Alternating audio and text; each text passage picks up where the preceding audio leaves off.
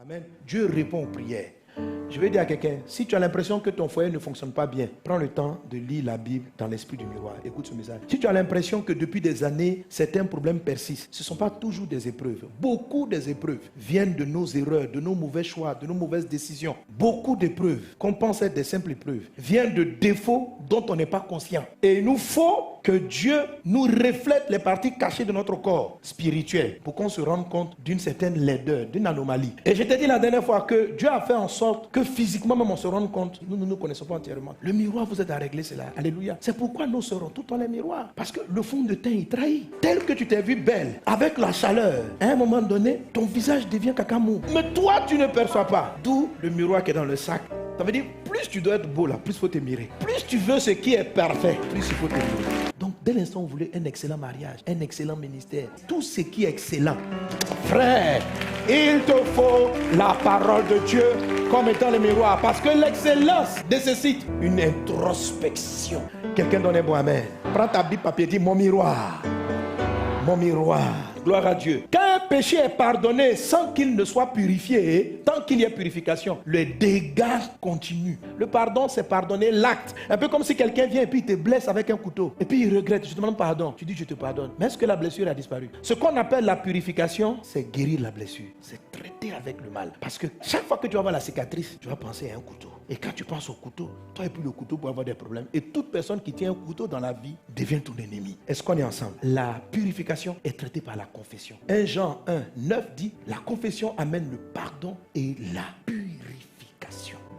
C'est-à-dire, tout ce qui a été détruit, le sang de Jésus est puissant pour aller rétablir et faire en sorte que tu as une vie beaucoup plus équilibrée après. Il faut être purifié. Or, pour confesser, il faut mettre le doigt sur le problème. Vous ne pouvez pas confesser ce dont vous n'êtes pas conscient. On dit confesse. Je dis je vais confesser quoi? Je demande à Dieu pardon. Je sais que forcément un jour j'ai péché. Mais ça ne veut rien dire. Tu as fait quoi? Lisons Hébreux chapitre 10. Approchons-nous avec un cœur sincère, avec la plénitude de la foi, les cœurs purifiés d'une mauvaise conscience et le corps lavé d'une eau pure. Psaume 51, verset 2. Lave-moi complètement de mon iniquité et purifie-moi de mon péché. Amen. Le miroir de la parole de Dieu ne traite pas, comme j'ai dit tantôt, ce qui est extérieur. Il va sonder. Lorsqu'on parle de sonder, c'est checker, c'est examiner en profondeur. Alléluia. Je vais te donner des exemples, en tout cas me concernant. Comment? Parce que je cherche à ressembler à Christ de mieux en mieux. Parce que c'est le miroir qui fait ça. 1 Corinthiens chapitre 3, verset 18. La Bible dit, nous tous qui le visage découvert, contemplons le Seigneur comme dans un miroir. Alléluia. Parce que je peux le contempler, pas comme dans un miroir. Je peux dire, Jésus est grand, mais pas mettre le miroir pour dire, Seigneur, je veux être comme toi. Et si je ne ressemble pas à Christ, je ne peux pas saisir tout ce qu'il m'envoie. Ou je vais les perdre, ou la chose ne va pas s'améliorer. Amen. C'est par rapport à mes voyages. À un moment donné, ça devient fatigant, les voyages sont longs, tout ça. Donc, j'ai souhaité, pour être en forme quand j'arrive à mes programmes,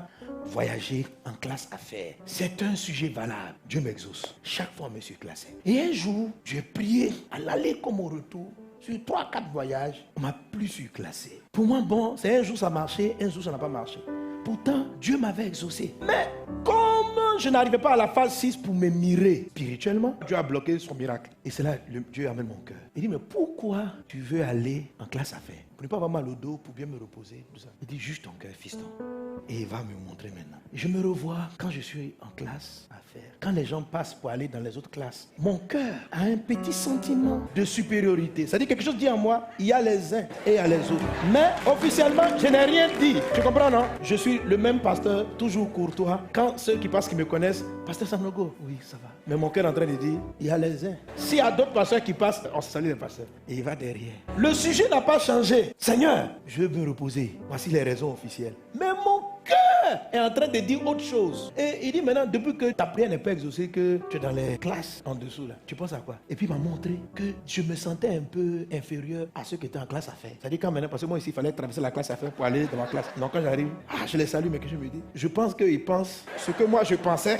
Est-ce qu'on est ensemble? Alors, ça m'a permis de saisir mon miracle en confessant, oh Seigneur, l'orgueil est rentré en moi. Je ne prie plus pour un besoin, mais mes pensées ne sont pas pures.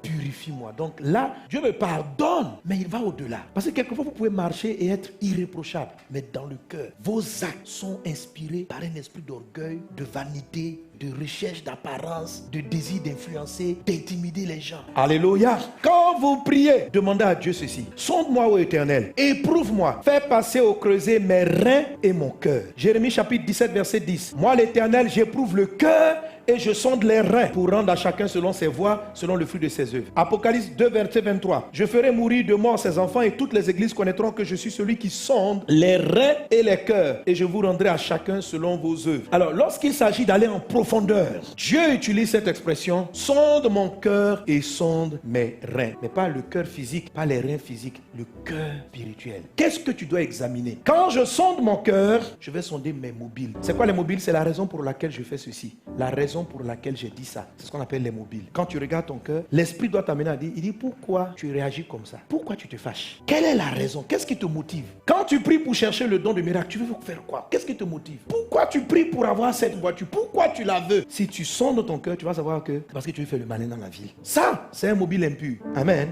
Dieu n'a aucun problème à vous faire plaisir. Un papa aime faire plaisir à ses enfants. Mais si ce qui va te faire plaisir est un esprit de concurrence, ça ne plaît pas à Dieu. Quand tu dis sonde mon cœur, va regarder tes mobiles. Dis, oh, regarde mon cœur.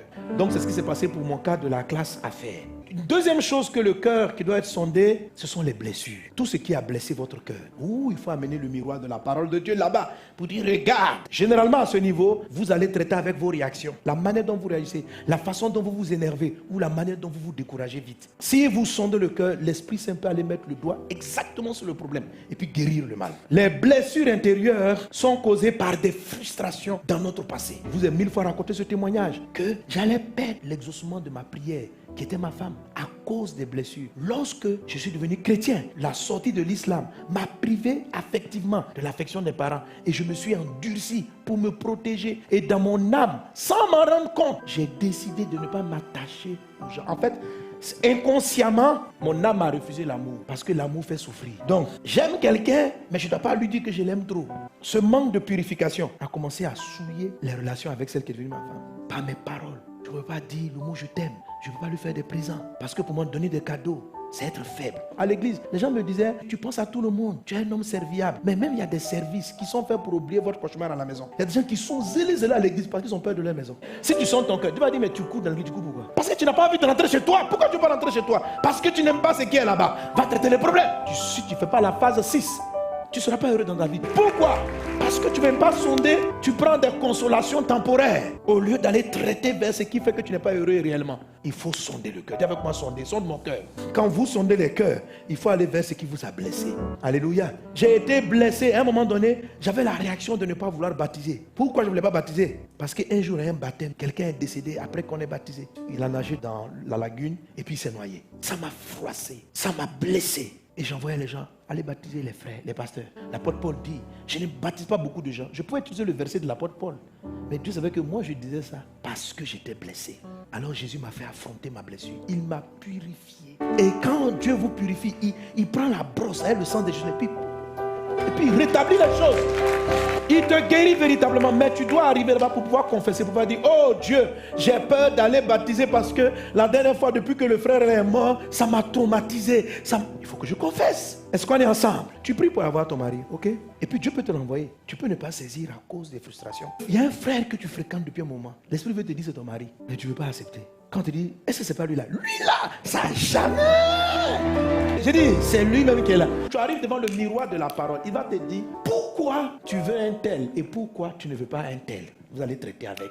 Toi, dans ta prière, tu as précisé, je veux un homme grand détail, un peu svelte, raffiné. Ok, gloire à Dieu. Maintenant, quand Dieu t'exauce, il t'envoie un petit détail musclé. Donc toi, tu ne comprends pas. Parce que tu dis, mais pasteur, tu n'as pas dit que Dieu me donne ce que je veux. Mais en fait, ce que tu veux là, d'où ça vient, il va te montrer. Et quand tu vas aller vers le miroir, l'esprit va commencer à te parler. Il va dire, pourquoi tu ne veux pas le frère? Et après, il va ouvrir tes yeux. Il va te rappeler, tu as eu un copain. Il était court, il était musclé. En fait, les deux là ont la même physionomie. Mais il t'a trahi. Il t'a fait du mal. Il t'a laissé et il est parti marier Gasparette. Alors, inconsciemment, ton âme s'est rébellée contre tous les coups musclés. En fait, ton genre d'homme, ils ne sont pas grands. Ça c'est naturellement. Mais tu t'es trop vite engagé avec des gens. Ça t'a créé des problèmes. Tu vas tomber sur la bonne personne parce que ce n'était pas ton temps de mariage. Mais tu sais, quand Dieu t'exauce, il va t'exaucer selon ce que tu veux réellement. Ce que tu veux dans ton fond là, c'est un homme qui n'est pas grand et qui est musclé. Mais toi-même tu ignores. Quand tu pries et tu arrives dans le miroir des blessures, il va lever ses pieds, il va te dire, tu n'as jamais été purifié. Tu as pardonné à Gasparien. Vous voyez dans la rue, vous saluez, frère Gasparien, ça va? Tu n'as pas de problème, tu l'aimes bien. Mais pour ce qui est des relations qui vont au mariage, ce type de personne, tu ne le supportes pas. Camarade, ça va, mais mariage, ça c'est autre chose. Quand tu vas rentrer dans le cœur, Dieu va mettre le doigt là-dessus. Et il va te dire, tu as pardonné à Gasparien, mais tu n'as pas été purifié de la trahison qu'il t'a donnée. Et quand tu dis, je confesse, je n'ai pas été purifié. Le sang de Jésus arrive, puis nettoie. Et à ce moment-là, il ramène ton cœur à zéro. Il va purifier parce que s'il n'est pas traité ça va te poser des problèmes plus tard. Dans tous les sens, il y a des gens, dès qu'une femme a une certaine forme, ils sont attirés, leur corps ne peut pas résister. Dieu va rentrer dans ton cœur pour te dire pourquoi, même étant marié, tu n'es pas indifférent à ce type de personne. Il y a des gens, il y a des phrases qui déclenchent en eux des sentiments bizarres. Il suffit que quelqu'un les traite de telle façon. C'est comme si tout leur corps faiblit. Ils ne savent plus dire non. L'esprit va rentrer. Il va les laver. Parce qu'il y a à te pardonner et puis à laver. Ça va corriger vos réactions, votre manière de parler, votre façon d'être. Que le sang de Jésus te purifie. Amen.